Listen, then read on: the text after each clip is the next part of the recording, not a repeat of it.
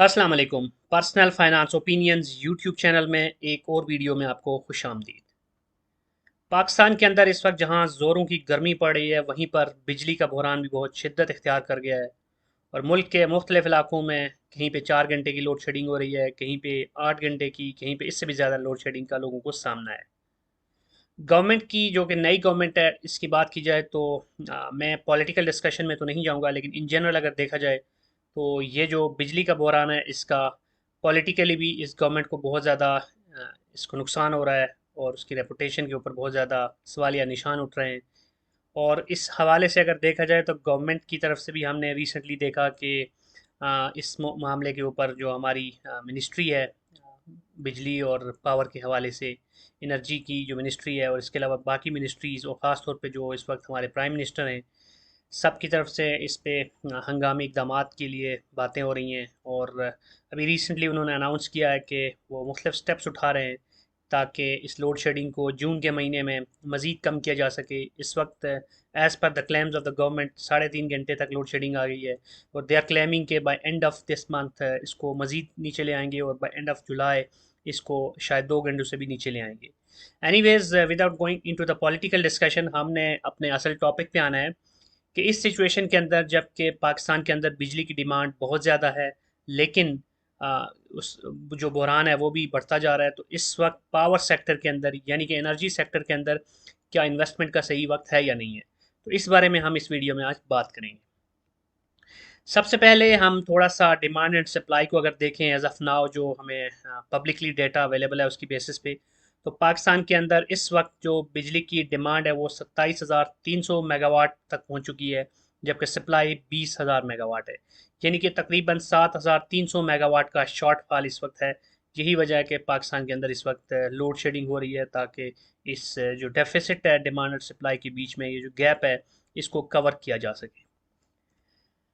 अब इस सिचुएशन में गवर्नमेंट की तरफ से क्या स्टेप्स उठाए जा रहे हैं, थोड़ा सा पहले मैं उन पर बात करूंगा, इससे पहले कि हम एक्चुअल टॉपिक की जो कोर है उसके ऊपर बात करें।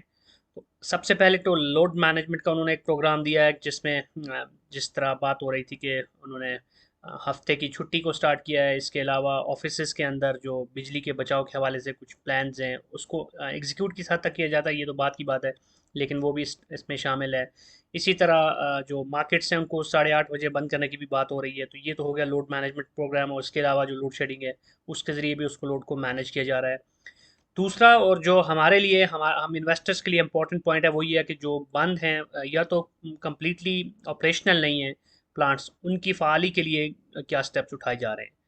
तो ऐसे है कि जैसे हमारी गुज़श्ता हुकूमत के भी क्लेम्स यही हैं कि पाकिस्तान के अंदर इस वक्त जो लोड शेडिंग है, उसकी एक बड़ी वजह यह भी है कि पावर प्लांट्स को बहुत से उनकी जो पेमेंट्स हैं वो रुकी हुई हैं, उनको पेमेंट्स नहीं की गई। इस वजह से वो उनके जो प्लांट्स हैं वो फुली ऑपरेशनल नहीं हैं। तो अगर प्लांट्स को ऑपरेशनल करने के लिए जो उनके बहुत ज़्यादा सर्कुलर डेट्स हैं, गवर्नमेंट ने उनको पे करना है, अगर वो पे किया जाता है प्लांट्स की फ़ाली के लिए, तो डेफिनेटली इससे भी हमारी जो रिक्वायरमेंट है और जो गैप है डिमांड और सप्लाई का इन टर्म्स ऑफ मेगावाट्स, तो उसमें भी कमी आ सकती है। और जो प्लांट्स इस वक्त चल भी रहे हैं, वो भी अगर 100% या फिर मैक्सिमम यूटिलाइजेशन पे आ जाते हैं, तो that's also something which can be a positive move. और इसमें अगर उनको वाजबात की अदायगी हो जाती है पावर प्लांट्स को, तो that's going to impact overall business of these power plants. और उनकी जो अदायगियाँ रुकी हुई हैं, उनको अदा होने के बाद ऑफ कोर्स जो उनके प्रॉफिट्स हैं या उनके पास जो कैश है वो बढ़ जाएगी, और उस कैश को बेहतर तौर पर यूटिलाइज कर सकते हैं। और उन्होंने आगे मज़ीद फॉर एग्ज़ाम्पल SNGPL या PSO वगैरह के जो भी उधार देने हैं वो भी दे सकते हैं। तो ओवरऑल ये जो सर्कल है, जो कि सर्कुलर डेट की वजह से रुका हुआ है, ये एक बेहतर तौर पर आगे मूव हो सकता है। और उसकी बेस पे alternatively and at the end जो शेयर होल्डर्स होते हैं उनको भी फ़ायदा होता है, क्योंकि उसकी बेस पे जब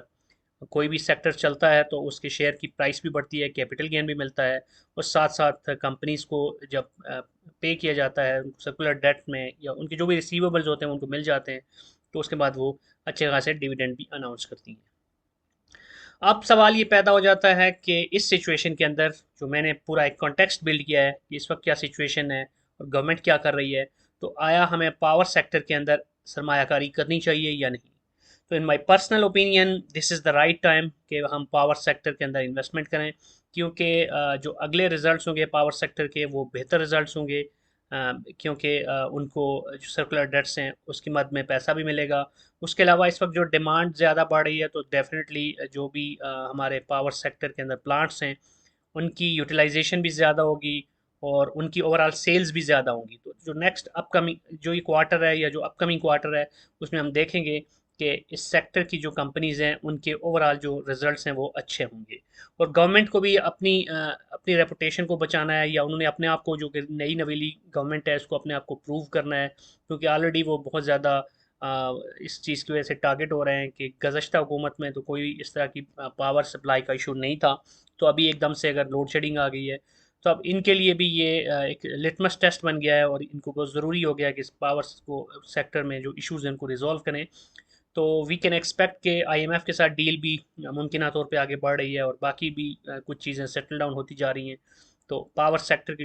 जो भी सर्कुलर डेट्स हैं या जो पावर सेक्टर को इन्होंने पैसे देने हैं वो भी उनको मिल जाएंगे। इसलिए power sector is a sector which is going to be good sector for the upcoming quarter. और जून एंड पे और उसके बाद फिर नेक्स्ट क्वार्टर में भी वी कैन एक्सपेक्ट के इन पावर सेक्टर की कंपनीज वैसे भी हमारे मुल्क की बहुत अच्छे डिविडेंड देती हैं, तो we can expect some more out of it.